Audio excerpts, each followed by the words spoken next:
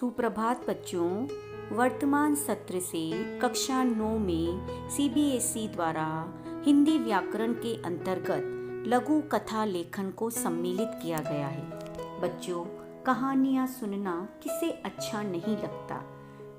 कथा किस्सों का इतिहास भारतीय परंपरा में बहुत पुराना है।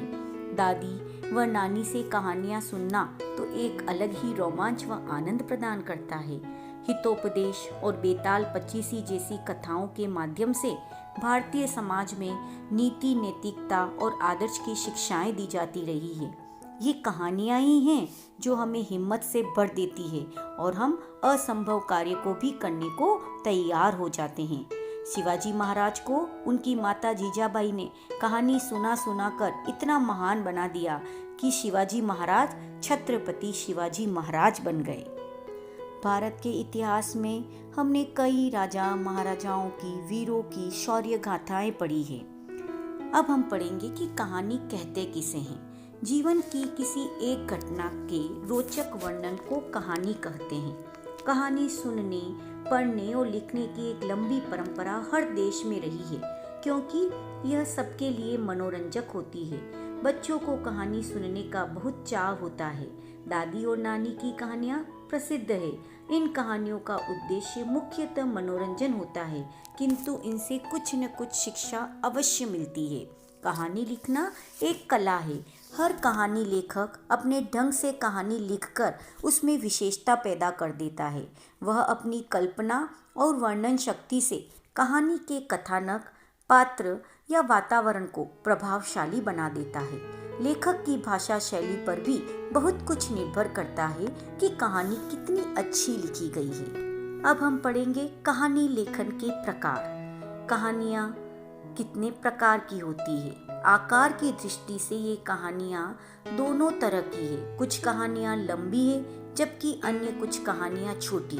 आधुनिक कहानी मूलतः छोटी ही होती है। इसलिए अब हम लघु कथा लेखन के बारे में पढ़ेंगे जो हमारे पाठ्यक्रम में सम्मिलित है।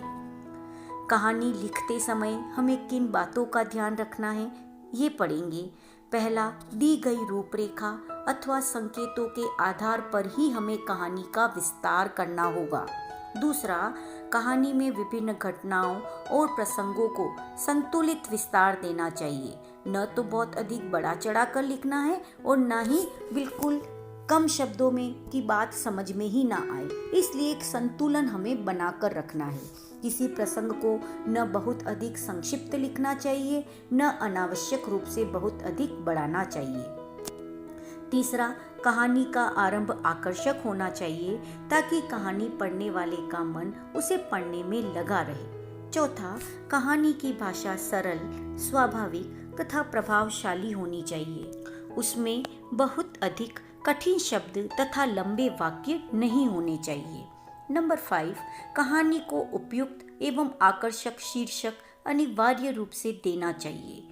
6, कहानी को प्रभावशाली और रोचक बनाने के लिए मुहावरों व लोकोक्तियों का प्रयोग भी किया जा सकता है।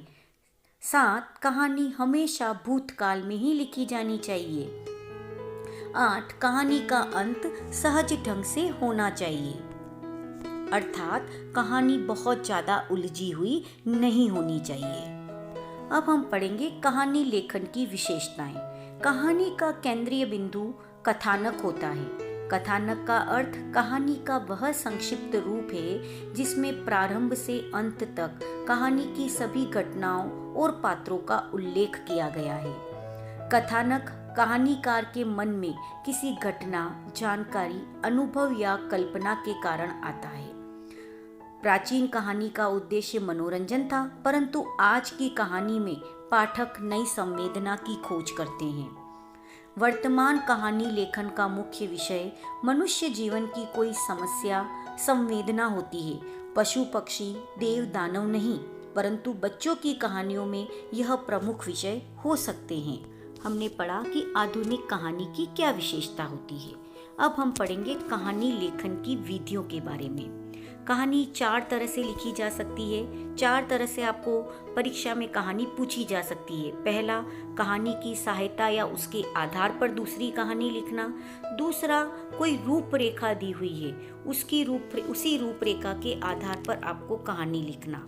तीसरा, अधूरी कहानी दी हुई है और आपको उस कहानी को पूरा करना है। चौथा, चित्रों की सहायता से कहानी लिखने का अभ्यास करना। अब हम कुछ लघु कथाओं के उदाहरण देखेंगे। उदाहरण 1, संकेत दिए हुए हैं और संकेत से कहानी को पूर्ण किया गया है। संकेत दिए गए हैं, आलसी लड़का, पैसों से भरा एक थैला, बिना प्रयास के ही इतने सारे पैसे, व्यर्थ खर्च, कार्य करने की कोई आवश्यकता ही नहीं, कद्र और उपयोगिता। ये कहानी इन संकेत बिंदुओं के आधार पर हमें लिखनी है। शीर्षक देंगे हम कहानी को, मेहनत की कमाई। यहाँ पर शीर्षक दिया गया है। शीर्षक आप कहानी लिखने के बाद भी दे सकते हैं। सोनू एक आलसी लड़का था। वह अपना समय यूं ही आवारागर्दी करने में व्यतीत करता था। इस कारण वह हमेशा कार्य करने से जी चुराता था। एक दिन उसे पैसों से भरा एक थैला मिला। वह अपने भाग्य पर बहुत खुश हुआ। वह यह सोचकर खुश हो रहा था कि उसे तो बहुत सारे पैसे मिल गए। सोनू ने कुछ पैसों से मिठाई खरीदी, कुछ पैसों से कपड़े व अन्य सामान खरीदा। इस प्रकार उसने पैसों को व्यर्थ खर्च करना प्रारंभ कर दिया। तब उसकी माँ बोली, बेटा, पैसा यूं बर्बाद न करो, इस पैसे का उपयोग किसी व्यवसाय को शुरू करने में करो। सोनू बोला, माँ, मेरे पास तो बहुत पैसा है, इसलिए मुझे कार्य करने की कोई आवश्यकता ही नहीं है। धीरे धीरे सोनू ने सारा पैसा खर्च कर दिया। अब उसके पास एक फूटी कौड़ी भी नहीं थी। इस तरह एक बार फिर उसी स्थिति में आ गया। सोनू को एहसास हुआ कि यदि उसने वह धन परिश्रम से कमाया हुआ होता तो उसने अवश्य उसकी कद्र और उपयोगिता समझी होती। शिक्षा धन की उपयोगिता तभी समझ आती है जब वह मेहनत से कमाया हुआ हो। इसलिए हमने इस कहानी को शीर्षक दिया, मेहनत की कमाई। अब देखिए, हम एक दूसरा उदाहरण देखेंगे। संकेत है, आश्रम, नटखट, शिष्य, दीवार फांदना। उसके गुरुजी यह बात जानते थे। दीवार पर सीढ़ी लगी दिखाई दी, नीचे उतरने में मदद, गुरुजी के प्रेम पूर्ण वचन, गलती के लिए क्षमा। कहानी का शीर्षक यहाँ दिया गया है, सबक। एक समय की बात है, एक आश्रम में रवि नाम का एक शिष्य रहता था। वह बहुत अधिक नटखट था। वह प्रत्येक रात आश्रम की दीवार फांदकर बाहर जाता था, परंतु उसके बाहर जाने की बात कोई नहीं जानता था। सुबह होने से पहले वह लौट आता था। वह सोचता था कि उसके आश्रम से घूमने की कोई बात नहीं जानता, लेकिन उसके गुरुजी यह बात जानते थे।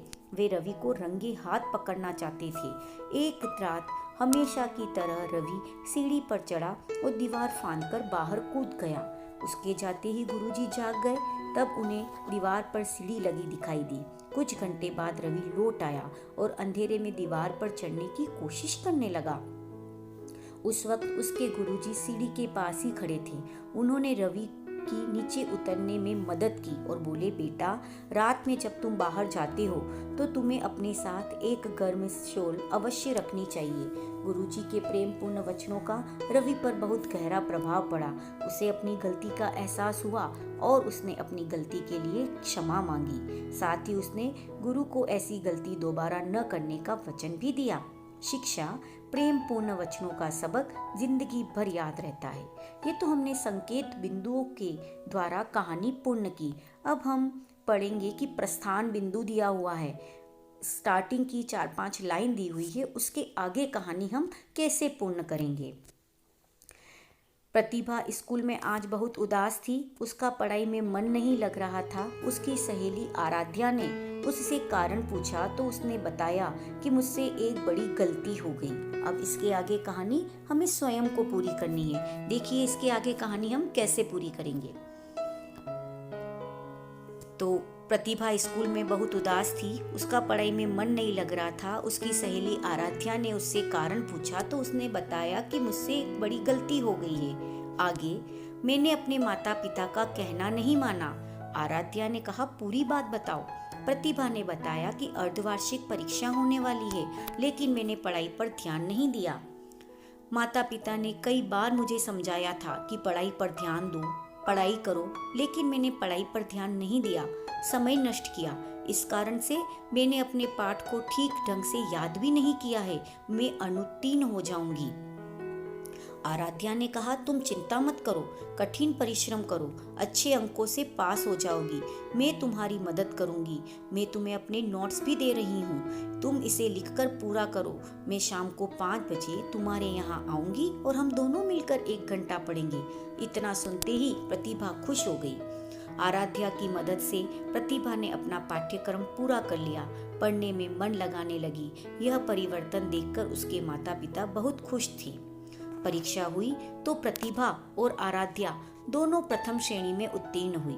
प्रतिभा ने आराध्या से कहा, तुम मेरी सच्ची सहेली हो, तुम्हारी ही वजह से मेरे अंदर साहस आया और मैंने परिश्रम किया। आराध्या ने कहा कि एक अच्छा दोस्त ही दूसरे दोस्त की मदद करता है, धन्यवाद देने की बात नहीं है, तुमने मेहनत किया और तुम्हें सफलता मिली। प्रतिभा के माता पिता भी बहुत खुश थे।